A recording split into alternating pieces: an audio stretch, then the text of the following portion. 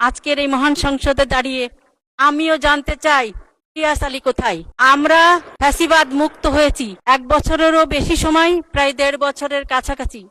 আমরা এখনো জানি না আমাদের স্বজন কোথায়। মাননীয় সংসদ সদস্য তাহমিনা রুশদীর, ধন্যবাদ।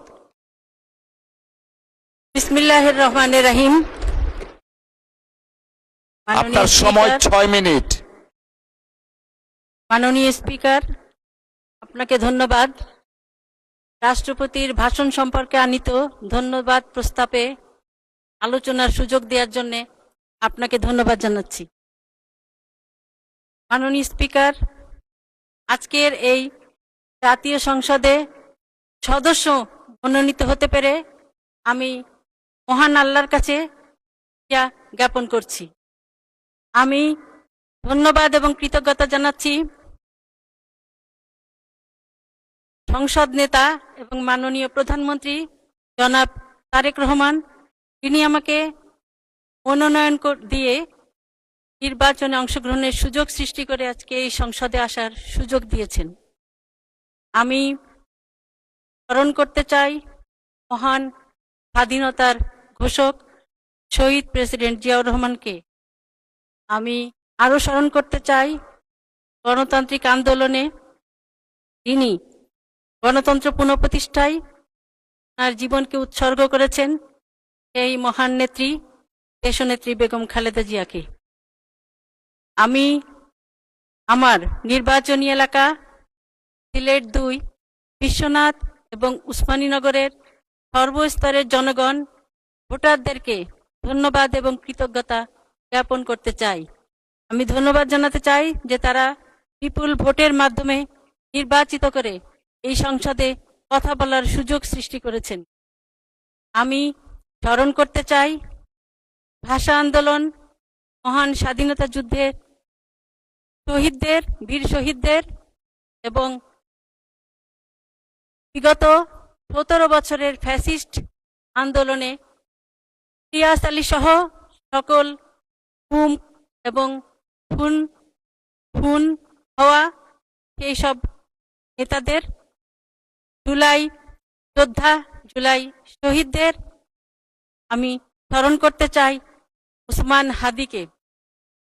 মাননীয় স্পিকার, আজকে 360 আউলিয়ার পুণ্যভূমি সিলেট এলাকা থেকে সম্ভবত আমি প্রথম নারী সংসদ সদস্য হিসাবে এই সংসদে আসতে পেরেছি। এর পিছনে একটি প্রেক্ষাপট আছে। সেই প্রেক্ষাপট হলো আমার স্বামী এম ইলিয়াস আলী সিলেট 2 আসনের সংসদ সদস্য ছিলেন। উনার নির্বাচনী এলাকায় তিনি বিশ্বনাথ উসমানীনগরের এই সংসদে প্রতিনিধিত্ব করেছিলেন। বিগত ফ্যাসিস্ট সরকার 2012 সালের 17 এপ্রিল উনার গাড়ি চালক আনসার আলী সহ তাকে গুম করে। তার আধিপত্যবাদের বিরুদ্ধে তার ভূমিকা এবং গণতান্ত্রিক আন্দোলনে তার সাহসী ভূমিকার কারণে বিগত ফ্যাসিস্ট সরকার তাকে গুম করে এবং এই গুমের শিকার আরো অনেক পরিবার রয়েছে। মাননীয় স্পিকার, আমার নির্বাচনী এলাকার সকল জনগণ এবং বাংলাদেশের তখন যেখানে গিয়েছি সকলের একটি প্রশ্ন ছিল আমার কাছে, ইলিয়াস আলী কোথায়? ইলিয়াস আলী কি কোনো খবর জানেন কিনা? মাননীয় স্পিকার, আজকের এই মহান সংসদে দাঁড়িয়ে আমিও জানতে চাই ইলিয়াস আলী কোথায়।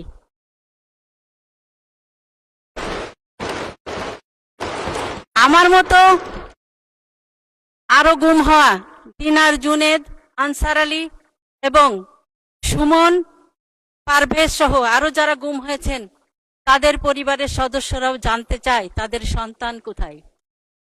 আমরা ফ্যাসিবাদ মুক্ত হয়েছি 1 বছরেরও বেশি সময়, প্রায় 1.5 বছরের কাছাকাছি।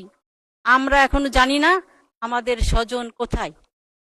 আমরা বিভিন্নভাবে বিভিন্ন জায়গায় তাদেরকে নিয়ে কথা বলেছি, কিন্তু আমরা এখনো জানি না যে তাদের অবস্থান কি, তাদের পরিণতি কি? আমি মাননীয় স্পিকার আপনার মাধ্যমে